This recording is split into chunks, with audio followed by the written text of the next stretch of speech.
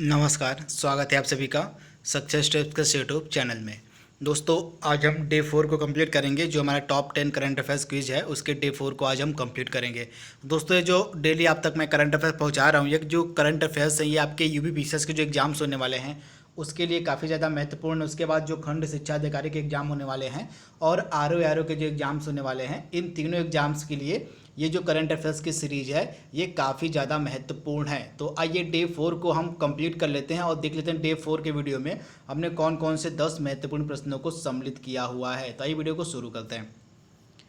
पहला प्रश्न हमारा है, हाल ही में हंसराज भारद्वाज का निधन हो गया है, वे निम्न में से किस राज्य के पूर्व राज्यपाल थे। इस तरह के प्रश्न लगातार एग्जाम में पूछे जाते हैं। किसी प्रतिष्ठित आदमी का जब निधन हो जाता है तो इस प्रकार के भी प्रश्न एग्जाम में देखने को मिलते हैं। तो यह जो प्रश्न है हंसराज भारद्वाज से संबंधित, ये पूर्व राज्यपाल थे जिनका हाल ही में निधन हो गया है। तो ये दो राज्यों के पूर्व राज्यपाल थे। आप याद रखिएगा, ये जो हंसराज भारद्वाज थे ये दो राज्यों के पूर्व राज्यपाल थे।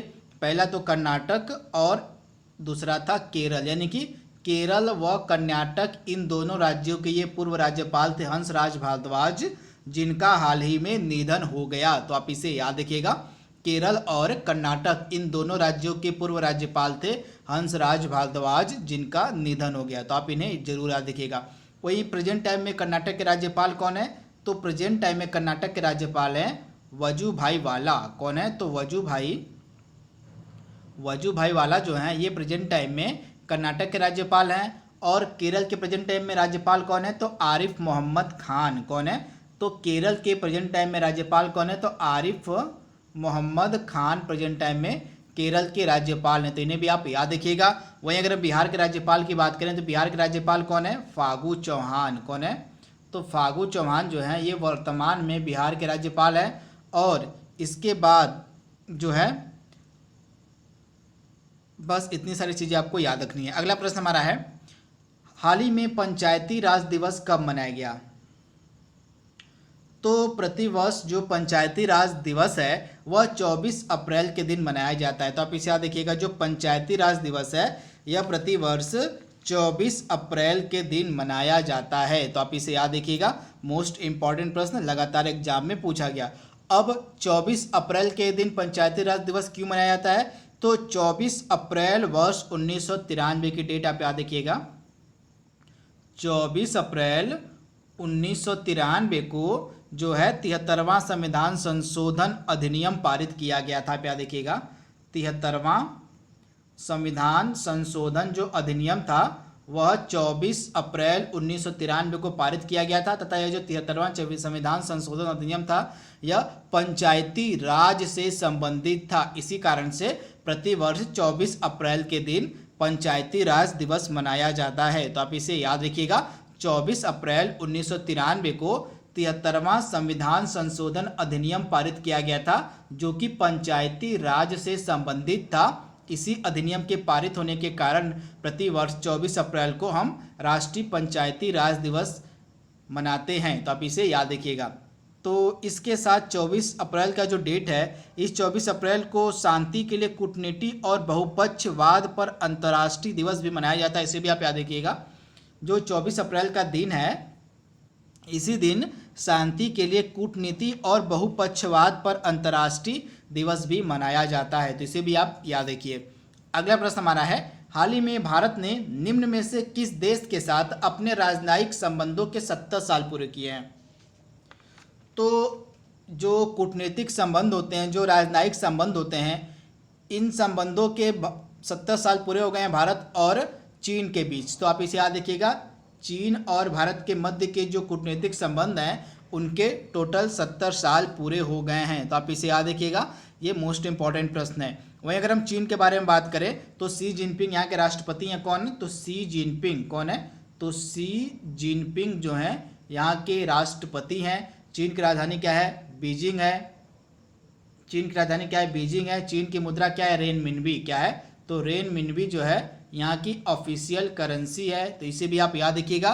तथा चीन जो है अपना पहला मंगल ग्रह पर एक्सप्लोरेशन मिशन भेज रहा है। इसे आप याद रखिएगा, जो चीन है वह तियानवेन नाम से, याद रखिएगा,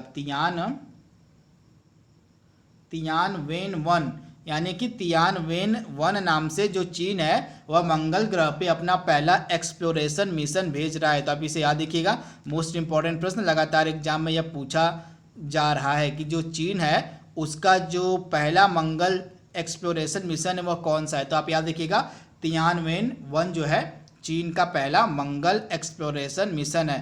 तथा चीन के रॉकेट का क्या नाम है, तो चीन का जो रॉकेट है उसका नाम है लॉन्ग मार्च। आप याद रखिएगा, लॉन्ग मार्च नामक जो रॉकेट है यह चीन का रॉकेट है, तो इसे भी आप याद रखिएगा। इसके बाद अगला इंपॉर्टेंट प्रश्न हमारा है, निम्न में से किस उत्तर पूर्वी राज्य के द्वारा खोंगजोम दिवस मनाया जाता है।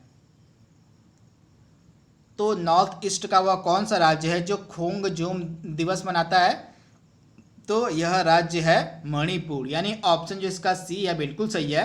जो खोंगजोम दिवस है यह प्रतिवर्ष 23 अप्रैल के दिन, कब, तो 23 अप्रैल के दिन मणिपुर में मनाया जाता है। तो इसे आप याद रखिएगा, जो खोंगजोम दिवस है यह प्रतिवर्ष 23 अप्रैल के दिन मणिपुर के द्वारा मनाया जाता है। अब मणिपुर राज्य यह खोंगजोम दिवस क्यों मनाता है, तो अंग्रेजों व मणिपुर लोगों के बीच हुए युद्ध जो 1891 में युद्ध हुआ था उसी को याद करने के लिए यह खोंगजोम दिवस मनाया जाता है। तो आप इसे याद रखिएगा, मणिपुर और अंग्रेजों के लोगों के बीच में एक 1891 में युद्ध हुआ था, उसी युद्ध को याद करते हुए जो खोंगजोम दिवस है यह प्रतिवर्ष 23 अप्रैल के दिन मनाया जाता है। तो आप इसे याद रखिएगा।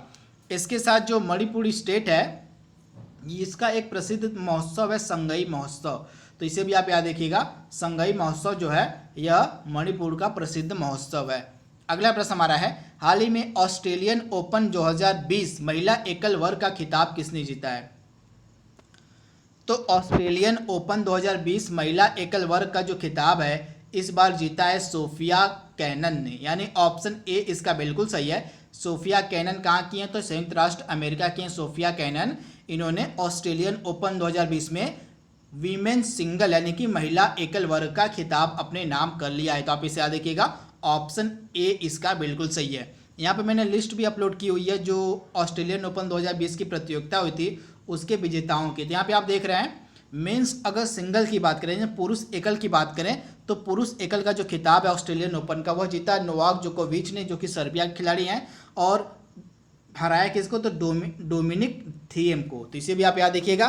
तथा अगर हम वीमेन सिंगल की बात करें यानी महिला एकल की बात करें, तो महिला एकल का जो खिताब है ऑस्ट्रेलियन ओपन को जीता सोफिया कैनन ने, जो कि अमेरिका की हैं, और गारबाइन मुगुरुजा को इन्होंने हराया।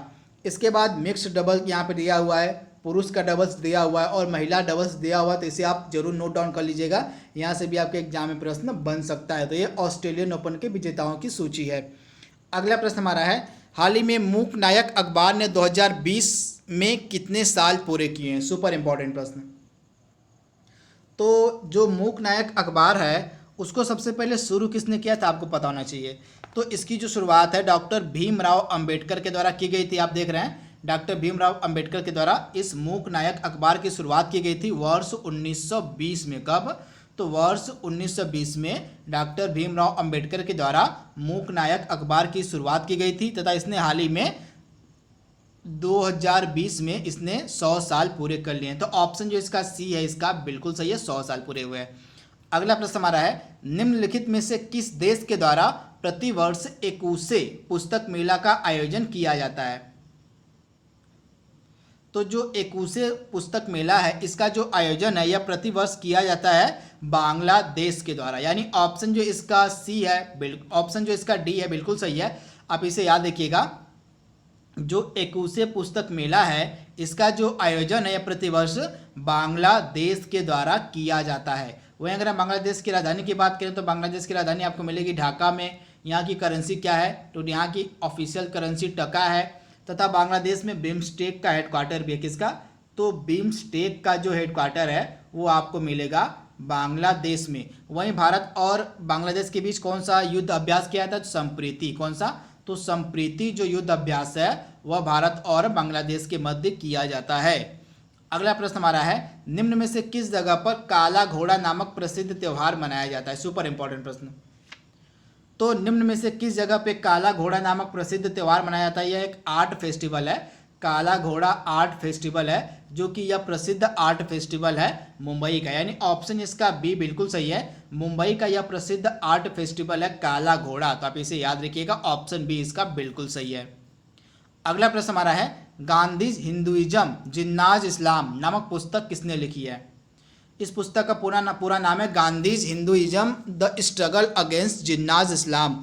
तो यह एक प्रसिद्ध पुस्तक है जिसका जो इसको जो लिखा है उसने किसने लिखा है? तो एमजे अकबर। तो यानी एमजे अकबर के द्वारा इस प्रसिद्ध पुस्तक को लिखा गया है, गांधीज हिंदुइज्म एंड जिन्ना इस्लाम। तो आप इसे याद रखिएगा, ऑप्शन ए इसका बिल्कुल सही है, एमजे अकबर। इसके बाद संजय बारू की भी एक किताब है जो लगातार एग्जाम पूछी जाती है, द एक्सीडेंटल प्राइम मिनिस्टर। क्या है? तो द एक्सीडेंटल प्राइम मिनिस्टर जो पुस्तक है यह किसके द्वारा लिखी गई? तो संजय बारू के द्वारा। तो इसकी भी पुस्तक आप याद रखिएगा, इनकी पुस्तक ये भी लगातार एग्जाम में पूछी जाती है।